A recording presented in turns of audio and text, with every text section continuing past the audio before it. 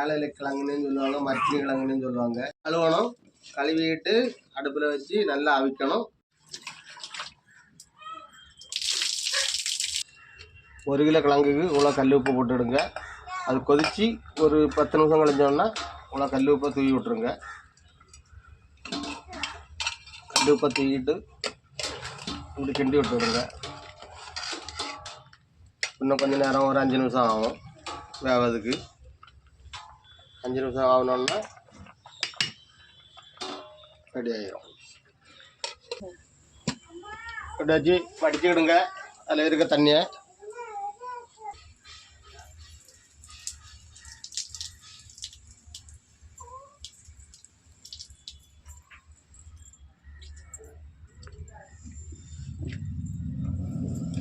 வடித்தாச்சு.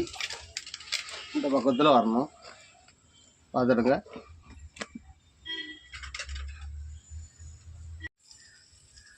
எண்ணெய் விட்டுடுங்க. தேங்காய் விட்டாச்சு. உளுந்தம்பருப்பு,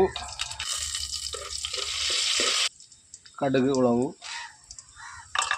போட்டு ஒரு கிண்டு கட்டிக்கிடுங்க.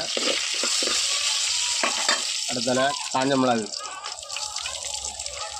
மிளகு போட்டால் தான் நல்ல டேஸ்ட் இருக்கும்.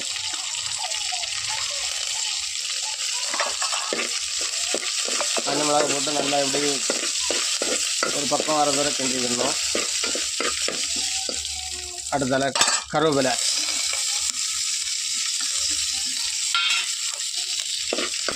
போட்டு இப்படி நல்லா பத்தில் நல்லா இந்த கலர் வரணும். அடுத்தால கிழங்காத்துக்கு இப்படி ஒரு தட்டு தட்டி நல்லா கிண்டணும்.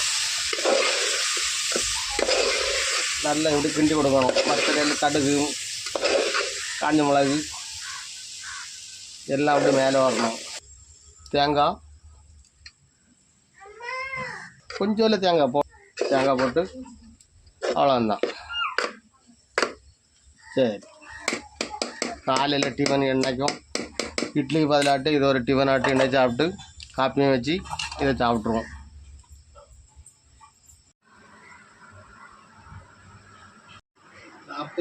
நாற்பது வருஷத்துக்கு முன்னால் எங்கள் அம்மா எங்கள் அப்பா எல்லாம் அந்த உணவு தான் எங்களுக்கு வந்து நல்லா வளர்த்தாங்க.